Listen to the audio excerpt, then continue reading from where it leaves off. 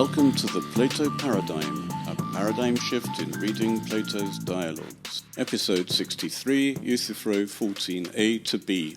Last time we saw that Socrates described the therapeia as menial, pertaining to servants, huperetike, and we could only understand this by assuming that the craftsmen who made positive products such as health, a ship, a house, were doing what they did for the benefit of some other people, not themselves. This is why they're considered servants. And then Socrates asked, what about the gods? But here he didn't ask, what is it that men accomplish for the benefit of gods, but what do the gods accomplish by means of the people doing what they do, serving them. This is a last-minute switch, and Euthyphro didn't notice. He goes along with the idea that it's the gods who do things, and people are simply the slaves in his view. And he said that the gods accomplish many and fine things. This isn't very specific, but even today people who try to justify the existence of God point to all the many and fine things that God does for us. It often sounds as though God or gods are responsible for everything in our lives. If this is so, and it was a conception in the ancient world, we may well ask, then what do we, the slaves, do for the gods in accomplishing all of these wonderful things? Surely the humans are not involved in creating the earth and all the good things in the earth for the benefit of humans. We'll have to keep this question in mind and hope that Euthyphro gives us a hint to the function of humans in God's making everything for us. By the way, this also leads to another point. The servants made things for the benefit of the people who asked them to make those things, but the gods make wonderful things for us. They don't make them for themselves. Interestingly, Socrates doesn't press the issue on either of these points. He's more interested in getting a specific answer to what the gods accomplish. And as usual, he gives a few examples for what he means before he asks specifically about the gods. Kaigar hoi strategoi o phile, al homos to kephalaion auton radios an epois, hoti niken ento polemo apergazontai eu. Post all, for generals as well.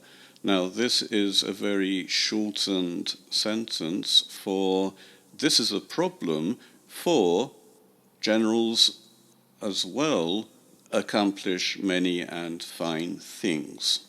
Nevertheless, you would easily say the main thing of these, that they accomplish victory in war, right? Yes, how not?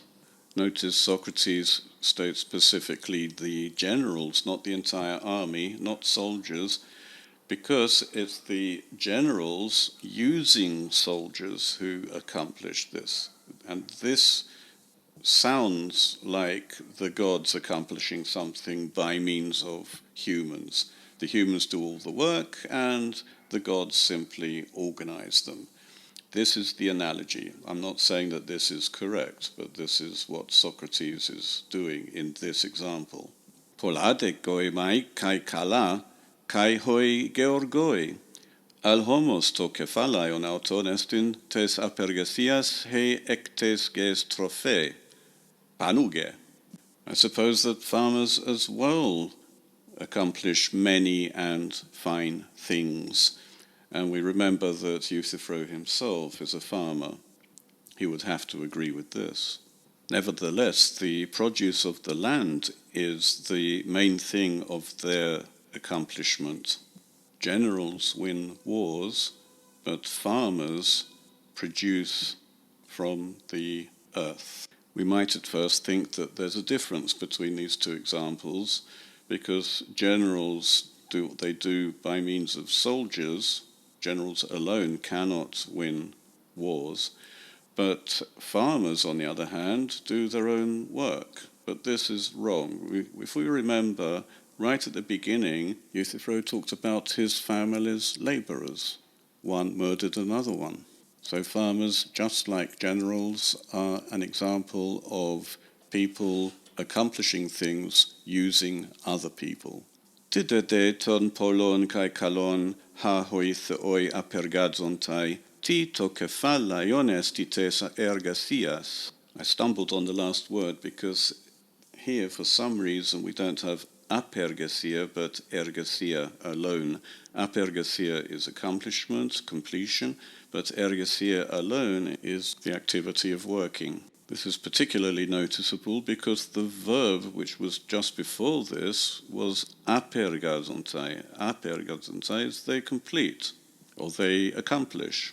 Well, I've just had a look in the critical apparatus, and there is a manuscript tradition with apergasia. So that's what I'm going to read. It's an easily made mistake, and it's not a very significant error anyway. What then of the many and fine things which the gods accomplish? What is the main thing of the accomplishment? Among other things, these examples have shown us that simply describing what the gods accomplish is not the same as saying what the accomplishments actually are. This was like Euthyphro's first attempt to answer the question, what is the holy?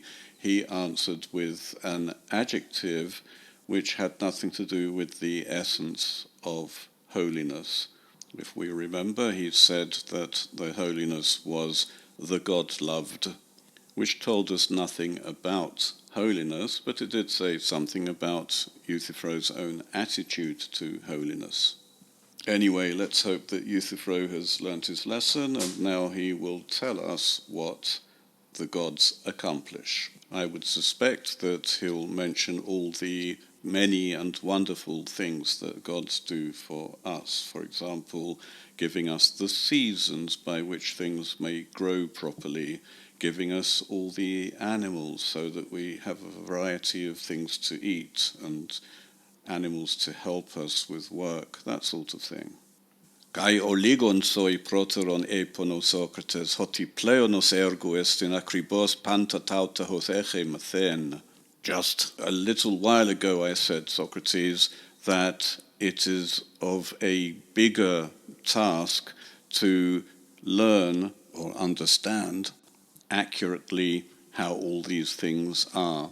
Todemento isoi haplos lego, hoti anmen kecharismenatis episte tai toiste ois legente kai praten, euchomenos te kai thuon, tautesti taosia, kai sodze tataiota, tuste idius oikus, kai ta koinaton poleon, tad enantiaton kecharismenon asebe, hade kai anatrepe hapanta kai apolusin. But I'm telling you this simply, that if someone understands how to say and do things pleasing to the gods by praying and sacrificing, these things are holy, and such things preserve both private houses and the common things of cities. But the opposite of pleasing things are the asabe, the disrespectful things, which turn away and destroy everything. So once again, Euthyphro hasn't explained what the gods actually do, what the many and fine things are, but he has explained what the function of humans is in all of this. If a human prays and does things which are pleasing to the gods, he says that these are the hosia, these are the holy things, that should encourage the gods to do good things for us, while people who don't respect the gods are doing things which are displeasing to the gods. And these are the anosia, the unholy things, or the asebe, as he says here, the disrespectful things. These are the opposite of the pleasing things, and these things turn away and destroy all the things. What are all the things? The good things, the fine and many things that the gods would do to a person's private family, household, and to the polis as a whole. This ties in with the concept of miasma, pollution. If someone murders someone else, this is regarded as something displeasing to the gods, and because of it, the gods turn away from the city and don't do many and fine things for the city. Also, they don't do things, first of all, for the family involved. This is why Euthyphro is so upset about his father murdering someone, as he charges him. And this is why his father also did what he did because of the other murder. His father was already concerned, and Euthyphro has learnt from his father to be concerned about miasma, the anger of the gods. It's not that the gods do bad things, they simply deprive the family and the polis at large of good things, which comes to the same thing. If the gods prevent birth and produce, things like that, then obviously there will be a famine and disease. All sorts of bad things happen when the good things are removed. Therefore, all the power is in the hands of the gods, and it is the function of humans simply to placate the gods, to make them happy by praying and by sacrificing things which the gods like. People who disrespect the gods are going to cause displeasure, and then the gods will turn away from the city. Therefore, when there's a murder, it's assumed that the gods are displeased by murder. Something has to happen. There has to be a trial.